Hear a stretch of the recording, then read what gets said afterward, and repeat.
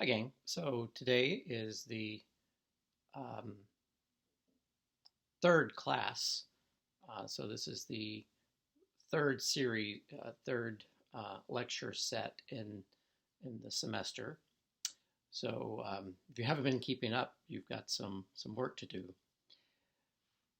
Just a word about this. So you'll notice that my lecture we will talk about some topics, but I am going to post some clips, both some audio clips and some videos that I expect you to watch because they will inform and supplement what it is that I'm going to talk about.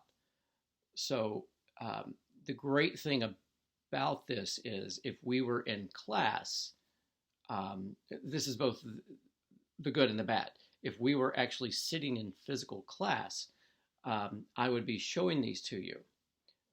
And so during our 3 hour class, we would break it up by watching these. Um, the advantage of that is that I can spend some time then stopping the video, talking to you about it, or after we watch a certain portion of the video, then we can do a discussion on it. Now, the so that's kind of the disadvantage of doing it this way. The advantage is that you don't have to sit here for 3 hours and watch everything just all at once. Um, so you're able to break it up. You're able to take portions of it and do a little bit along. In fact, I strongly encourage you to do that. That's why I post everything under the module for the week so that you can do that and you can make up the work as you're able. The other thing that I'd like to point out is today, which today is September 16th. Today is the first reflection paper that you have due. You should have that to me by midnight tonight. I explained in the syllabus that it really should not be late. So I expect that from all of you by this evening. Remember that this is worth 5 points of your total grade. So if you do not submit this, the highest you could possibly have in the class is a 95. So please keep that in mind. Please do get that into me. I've sent you a little bit of information, actually a good bit of information on how to actually do the reflection papers. So you should also send me by next week the 6 topics on which you plan to do reflection papers. And so even though today one of those is due, so essentially you will owe me 5 other topics. Yes, I am keeping track of this. So please do send me your topics. The topics are not submitted for a grade. They're just to let me know that you have looked at the syllabus and that you're thinking about the topics. The reflection paper will be graded. Now, unfortunately, it's not as easy for me to give comments back to you as I would on if this were a written submitted paper. But if I can, I'll try to give you a few comments. Suffice to say and take assurance that if I don't submit, if I don't return it with any comments at all, you probably did a pretty good job, okay? And you're probably on track. With that, let's get started. So the last couple of weeks, I've tried to explain to you a little bit about the various theories, various ethical theories. And so I just want to hit those again because I think that's important for you to understand and keep those in mind as you're going through these topics. Not that this. Let me back up and say this: the ethical theories that I'm asking you to kind of grasp It is not that in any situation you would necessarily apply that ethical theory strictly and only. Okay, that's not how most of us live. We're not presented with an ethical dilemma, and then we sit down and we think, now if I were a Kantian deontological trying to apply the categorical imperative, what would I do about this? No, rather it is meant to help you think about how you would approach dilemmas theoretically, so that you can come to some conclusions about those things. And it helps you understand how people, very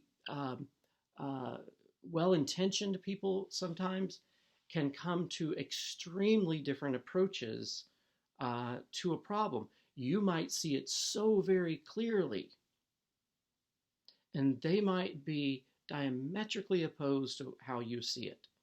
Well, the point of learning these theories is to understand that we approach our moral dilemmas, our current moral and social issues in very different ways. And as such, we approach them with different theories. And as such, that is why we have such differences of opinions. And that is why we have the disagreements we do. It's also to inform you, this is a self-information, if you will, that you don't have to think of things just one way. I dare say that you can think of examples that if you thought of it as a consequentialist, you would come to one conclusion, versus if you thought of it as a deontological thinking, you would come to a completely different approach. Just think about the example I gave you last week from the Bhagavad Gita, where Krishna is explaining to Arjuna to do his duty. If you look at that from a consequentialist approach, Arjuna would look out across the battlefield. He would think about the consequences. He's going to feel like shit when this is over. He's going to go out there and he's either going to kill people that he knows, relatives and friends he's had for years, or he's going to be killed by relatives and friends he's had for years. So in either way, it's going to be a horrible situation. So a consequentialist would probably say, to hell with this, I'm not going to do it. I'm not going out on that battlefield. Whereas if you approach it as a non-consequentialist, and you simply think of doing your duty, then you wouldn't think about how you're going to feel in this situation. You would simply go out to the battlefield, and as Krishna encourages Arjuna, do your duty. Same thing can be said. Let's bring it into Judeo-Christian tradition. We could talk about the great myth of Abraham sacrificing Isaac. If you think about that from a consequentialist approach, Abraham has abandoned one child, Ishmael, and so Ishmael is out of his life now. The only child he has remaining is Isaac, and he feels God's command to go and sacrifice Isaac, and so he does it. Although we know that he ultimately is precluded and hindered from actually killing his son. Now, does that mean that he stopped being a non-consequentialist? He stopped doing his duty?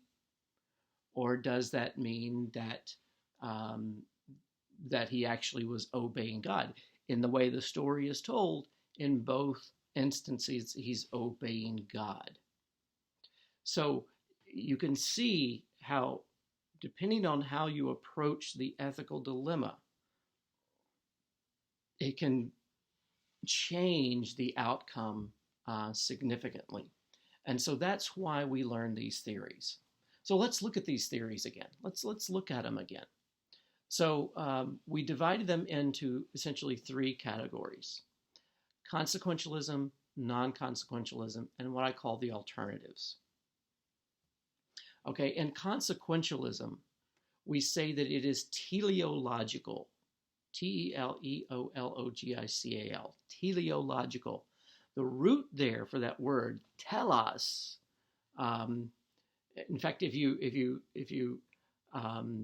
think of the end of that word, the logical part, you know that it's biology. The ology simply means the study of, and so in biology, you study bio, which we know as living things, the study of living things.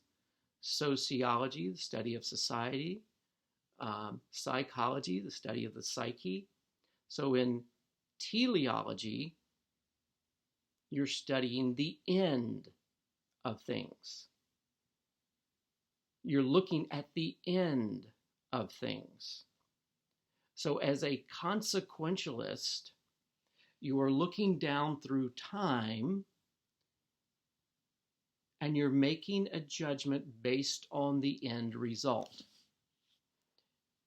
As a consequentialist, you have a crystal ball and you can see the future. You are concerned about the end result as a consequentialist. And so we talked about how that there are a couple of approaches to that. One is egoism. And in egoism, you're concerned about who? Yourself. I'm concerned about me. So when you look down through time, you look through this telescope to see the end result. The only one you're really concerned about is what's in this for me? What am I going to get out of this? Now that's as opposed to utility. Utility doesn't look at what's necessarily in my greatest good, but it asks the question, when I look at this situation and I try to make a decision, what is the greatest good for the greatest number of people?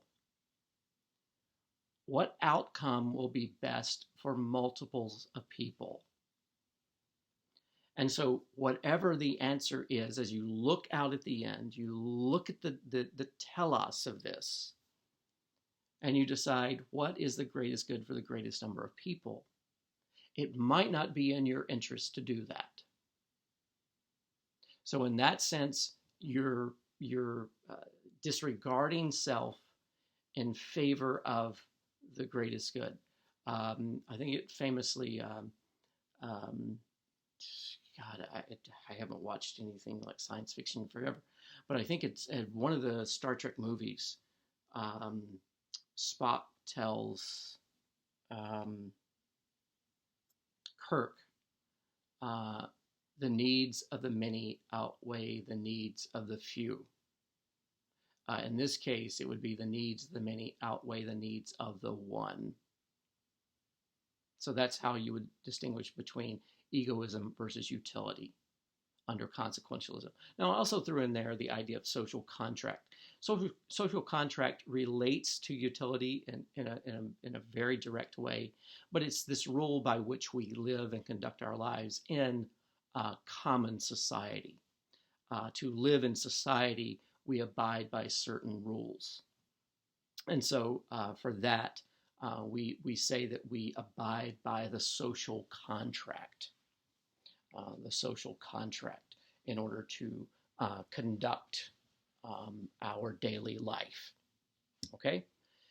Now, the second category of ethical theories that I put out for you was non-consequentialism. Non-consequentialism. We refer to that as deontological.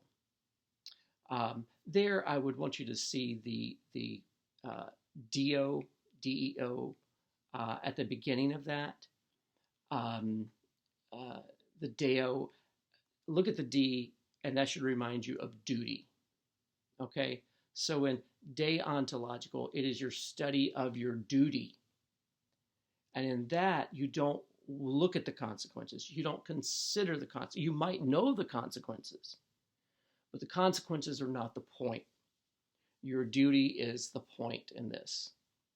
And so I gave you at least three types of non-consequentialist or deontological ethical theories. One is divine command. In divine command, it is whatever you feel that God has commanded you to do. And in that, you do it, you don't ask questions. Now, of course, what happens if God changes God's mind? What happens when somebody else said, no, God told me different? Yeah, it has its problems. But still, in a divine command theory of moral action, your moral action is guided by what you believe that God is telling you to do. In some cases, God might be telling you to strap on a suicide vest and blow up a car. Well, I can't argue with that if that's how you believe that God has directed you. I can tell you that my God wouldn't do that, his God wouldn't do that. But if your God has ordered you to do that, how can I debate you? A second approach under this is natural law. And in natural law, you simply consider what the natural course of things would be. So what are the natural courses of events to unfold? And so that applies in lots of ways. I've used the example of the animal kingdom. A cheetah does what a cheetah does, a lion does what a lion does, a bear does what a bear does. This then applies to humanity.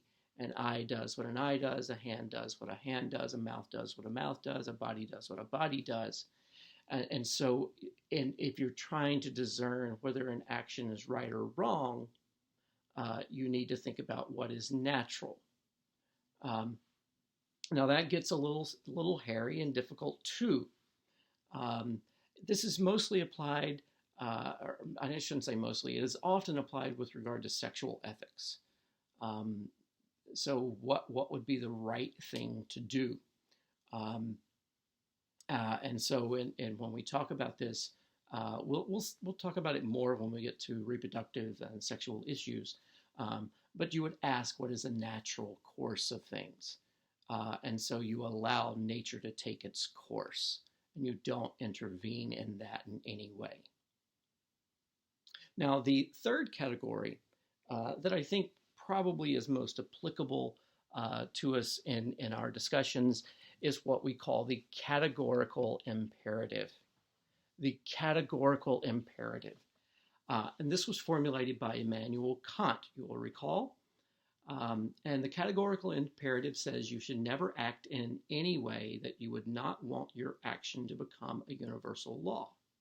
Or act, or state it without a double negative there, act only in such a way that you would want your action to become a universal law. So however I'm going to act, I need to do it thinking about if everybody did this, if absolutely everyone in the world did the action that I'm about to do. And so Immanuel Kant uses a famous example of lying. Should you lie to a murderer to protect your friend? And Immanuel Kant says, no, you don't have a right to lie to your friend, even if or to lie to a murderer, even if it's to protect your friend. Why? Because the simple act of you lying then gives permission to anyone and everyone to lie about anything. So if you're wondering whether an action is right or wrong, you simply ask, would I want everyone to do the same thing?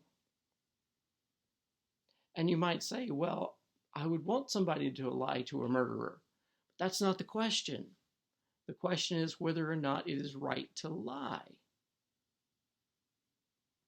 And Immanuel Kant says, no, because I would not want someone to lie to me about even the smallest of things. We value truth, and therefore because there's a premium and a value to truth, there's no situation in which we can justify lying.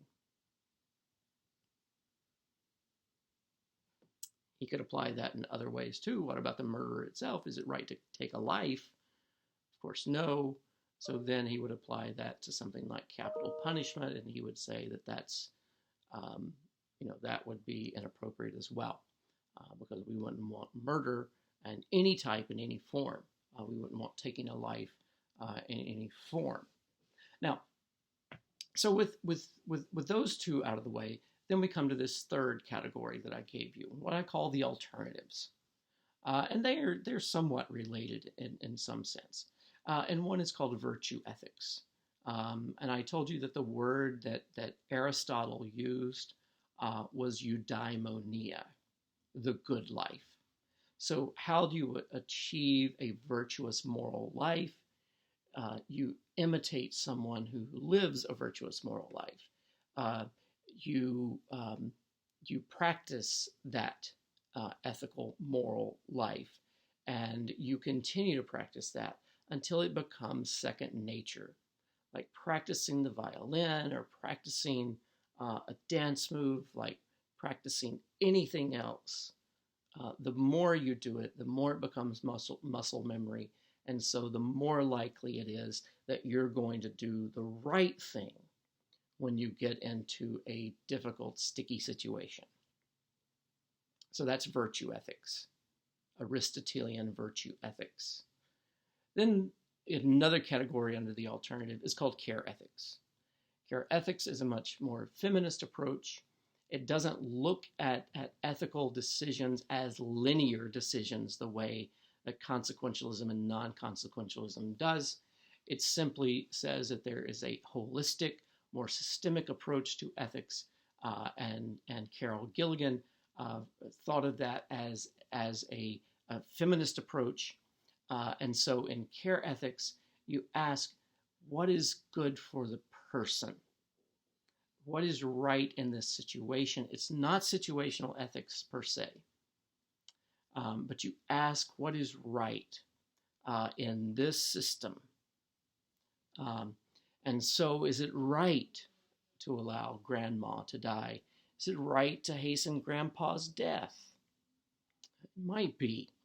It might be. It might be that, well, let's not even go into that. We'll talk about that when we get to life and death issues. So these are our three broad categories of ethics. Sorry, it's taken me a while. Now here's what you'll find is that in future lectures, I'm going to begin to do this less and less. But I want you to keep these in mind, top of mind, as we begin to talk about this. So this week, we're beginning to get into issues of justice and rights. Now, justice and rights is going to cover a host of issues, a lot of issues. And so I'll begin with a statement that is commonly accepted, and I would encourage you to think about this and see if it applies. If you think it applies to your the way that you would think of this, and it is simply this. My rights end where yours begin. My rights end where yours begin. Conversely, your rights end where mine begin. Your rights end where my rights begin. When my rights have been violated by you overextending your rights, then I have the right to seek justice. I've used a lot of technical terms in there, whether you realize it or not. So I'm going to say all this again. Your rights end where mine begin. And when you have overextended your rights to infringe upon my rights, then I have a right to seek justice. Now, that's not the only way that justice is applied, but that's one of the ways that we think about this. So, your rights end where mine begin. Now, if we were in class right now, I would do a thought experiment with you, so just play along. I'm going to reach up right now and I'm going to slap you. Okay? Slapped you. Don't I have a right to let my hands do whatever my hands want to do? It's natural. Right? That's my right. It's my privilege. I'm an American, man. I can do what I want. I got freedom. USA, USA, USA. Oh, but wait a minute. I've assaulted you. So I have a right to wave my hand around all day long. But when my hand comes into your space, my hand's really in your space right now, isn't it? When my hand comes into your space,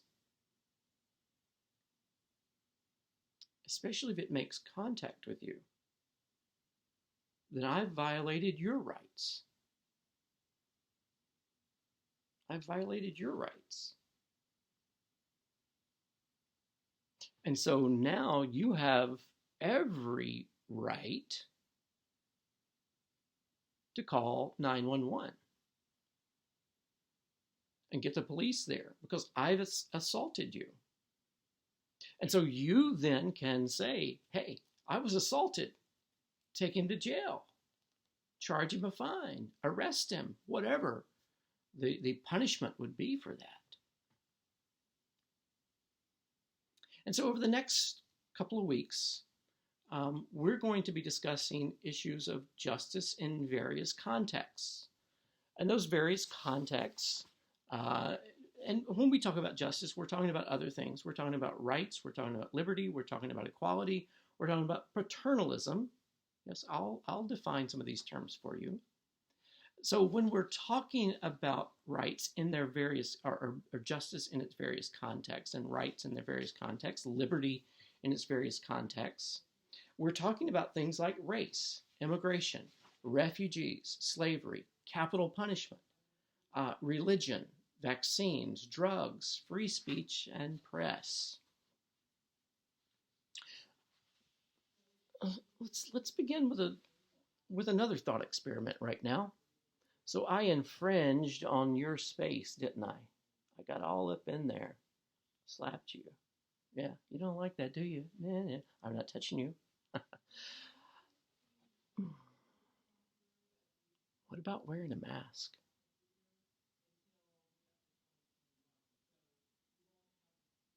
What about wearing a mask? It's my face, isn't it? So if I don't want to cover my face with a mask, sorry, I don't have a mask right here, and I do, but let me go ahead and grab one out of here. Got one here, got one handy. It's my face. Why do I have to cover it with a mask? If I don't want to cover it with a mask, why should I have to cover my face with a mask? Not going to put it on. I think this is. Why should I have to cover my face with a mask? You want to cover your face with a mask? You cover your face with a mask. Oh, wait. I just did a deep sigh.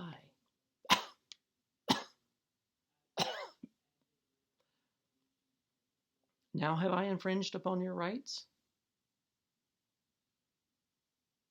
It's my air. I'm breathing it out. Does that go into your space? Yeah, the reality is not only does it go into your space, but you're probably going to breathe that in that I just breathed out. Yeah? Think about it. So yeah, I guess I do have a right to not wear a mask. But the question is, in not wearing a mask, am I infringing upon your rights? Am I infringing upon your space?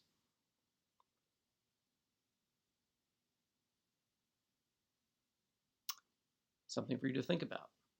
Something for you to think about. So let's look at some definitions. I'm going to give you the simplest definition that I can of some of these things. The first one, let's define justice. Justice. We use the term, we talk about injustice, we talk about the justice system. What are we actually talking about when we say justice? Now, it's been defined in various ways, and I'm going to show you, I'm going to post a clip for you to look at that and consider the various ways that justice can be defined. The way I'm going to define it here, just as a shorthand way, is a fair distribution of something. A fair distribution of something. Whether that is a fair distribution of punishment, whether it's a fair distribution of resources, but it's a fair distribution of something.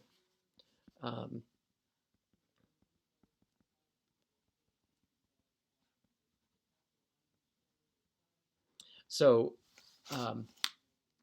in this section, we're very often, no, I shouldn't say it that way. We're talking about a fair distribution. Sometimes that is punishment that is fairly distributed. Sometimes it is actual things.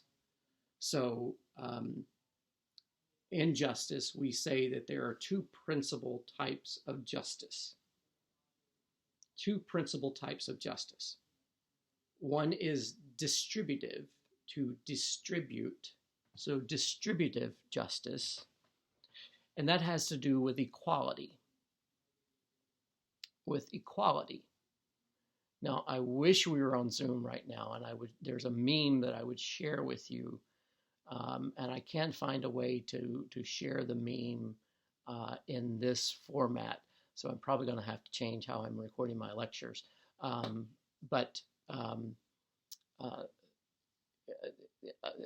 meme that I'm going to show you, or I'm going to share a link for you, ask what is equality, what is equity, and what is justice. And so it's going to show three individuals standing on boxes trying to view a baseball game. Now, mind you, they haven't purchased a ticket for the game. But then you'll see them on various heights of boxes or equal heights of boxes. And the meme will ask you, in fact, I'm going to share the link so that you can see all the permutations of this meme. So distributive justice has to do with an equal or fair distribution of resources in some way. So distributive justice. Retributive justice is the second type. Retributive justice has to do with a fair distribution of some type of punishment. And so that punishment then takes on various forms. So it can be rehabilitative. So you're trying to rehabilitate the person who is a violator of someone's rights. It can be a deterrence, so you can punish someone as an example of how not to infringe upon someone's rights. Or it can be restorative. And in restorative, you take into account what the violated person would want the violator to do to make it right. So how would they make it right for the person who was violated? So in distributive justice, we're talking about an equality. How do we find equality? In Retributive justice, we're talking about punishment and what type of punishment. And we should say that rehabilitation, deterrence, and restitution are not necessarily exclusive of each other. Okay, so keep that in mind. One doesn't cancel out the other, so they're not exclusive in that sense. So justice, we talk about distributive and retributive. We'll talk about justice again, especially when we get to some of the other issues. When we talk about triage and Good Samaritan, we'll talk about that.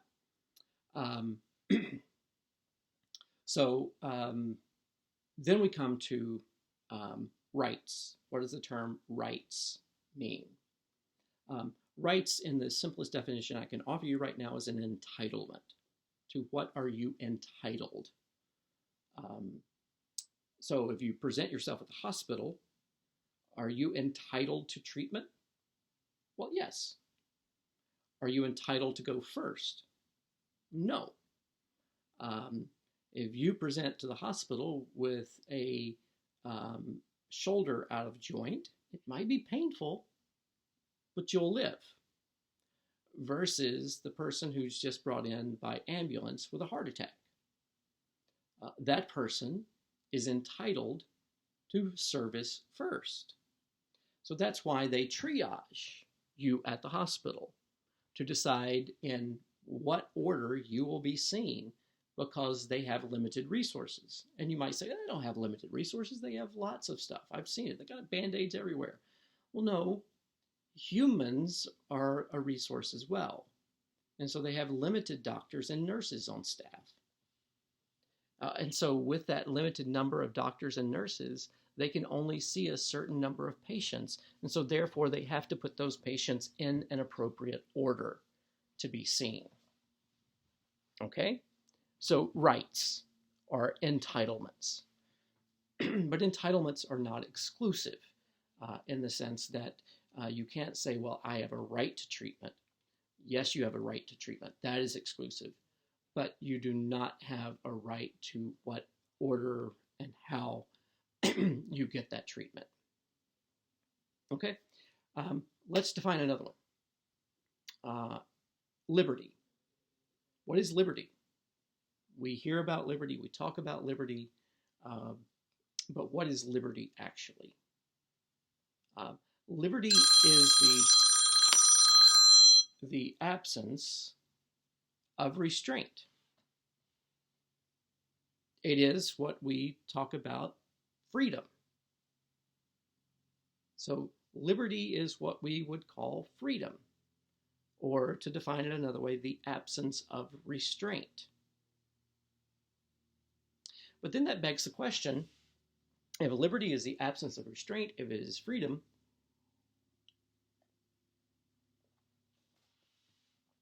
are there limits?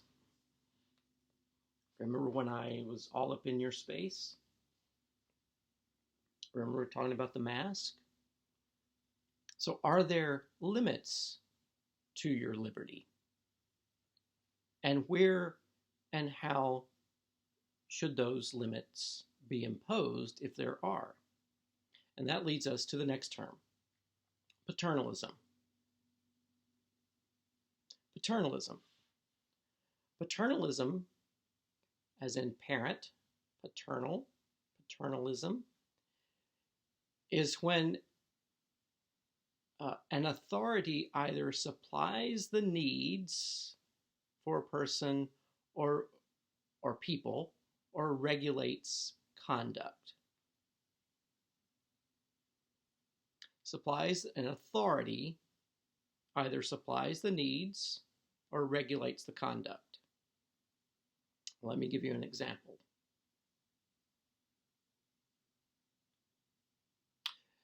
You have a right to drive your car. Do you not? Yes, you do. But do you have a right to operate that car without a license, without an inspection, without a tag, without a seat belt, while you've been drinking and running through red lights? We would say, of course not. Of course not. That's ridiculous. Well, someone who would err to the side of complete and total liberty, absence of restraint and freedom, would say, oh, hell yeah, I can do whatever I want to. It's my car, my freedom, my life. Paternalism then responds by saying, yeah, but we need to put some limits on that because you're a little nuts. You're wanting to drive a car that has four bald tires, has no windshield wipers or headlights. You're wanting to drive like without your license because this is the fourth time you've been caught drinking behind the wheel. And not only that, you're just reckless. And your mother dresses you funny. So we accept a certain amount of limitation to our rights, to our liberty. That's called paternalism. When we allow an authority, aka the state of New Jersey, to impose limits, aka paternalistic limits, upon our liberty. So paternalism is when an authority either supplies for your needs or regulates your conduct. Supplies your needs, an example of that would be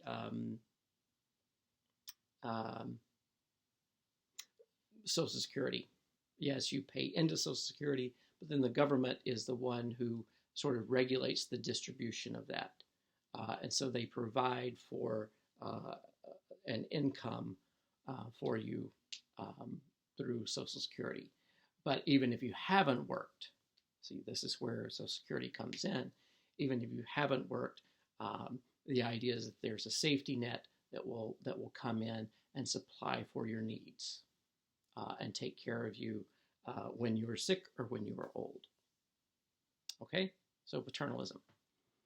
Now, how does all of this then begin to apply to this course? So here's what I'm going to do. I'm going to post some clips for you to watch. And I'm going to encourage you to watch and listen to them. So let me tell you a little bit about what you're watching. And just so you know, there will be a quiz on a couple of these clips, a discussion quiz, not a quiz. You know what? Take that back. Not a quiz. There will be discussion on a couple of these clips. Okay, so what I'm going to ask you to watch, is a case of a Philly Starbucks that kicked out black men because they wanted to use the restroom. An LA Fitness that kicks out a black man. I think it's just one in that situation. I'm going to ask you to watch a short documentary on the marches in Charlottesville, Virginia from 2016. I think it's 2016. So I'm going to ask you to watch that. And in the short documentary by Vice News, it's going to feature a very prominent neo-Nazi by the name of Christopher Cantwell. Now, this is the same march in Charlottesville where a counter-protester, someone counter-protesting the neo-Nazis, was killed by the name of Heather Heyer.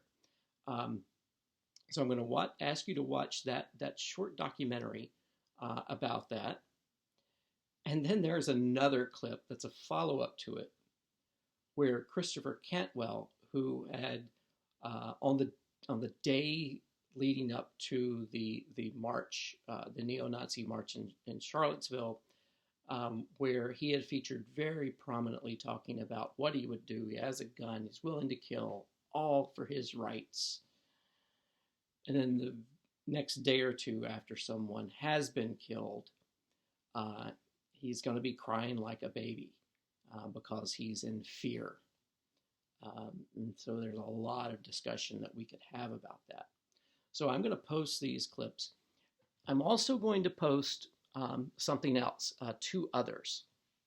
One is about the science of race. How did we come to understand race? How is it that I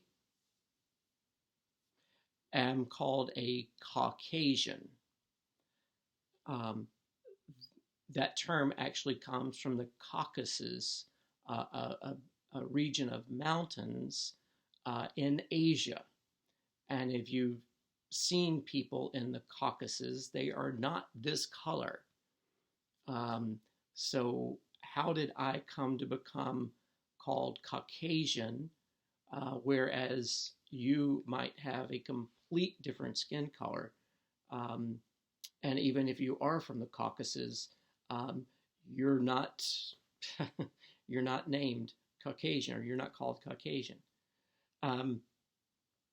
So the invention of race, and then a final, and that's an audio clip you can actually download and do it as a podcast, listen to it anywhere. And then the final one is on Karens. What is a Karen?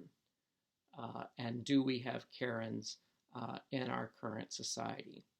So these are the things I'm going to download for you. There's going to be a second part to this lecture, probably not as long as this, but there will be a second part to this lecture that you can listen to in a day or two, but it'll be posted today. And then there will be some discussion questions based on the clips that I ask you to watch, as well as the couple of podcasts that I'm going to ask you to listen to. Okay, guys, thanks. Don't forget, your first reflection paper is due to me today. Your 6 topics are due to me by next week, but I would just encourage you, if you're going to be submitting your paper, just go ahead and send me those topics. And I'd like everything submitted via email. It's just easier for me to keep track of. I keep my email records for longer than Canvas will allow. So I'd really appreciate you emailing all of that to me and not turning it in on Canvas. However, discussion should be done on Canvas. Okay, guys, thank you very much. Look for the second part of this lecture coming up as well. But I would encourage you to do all the viewing the clips and everything else first. All right, have a good day.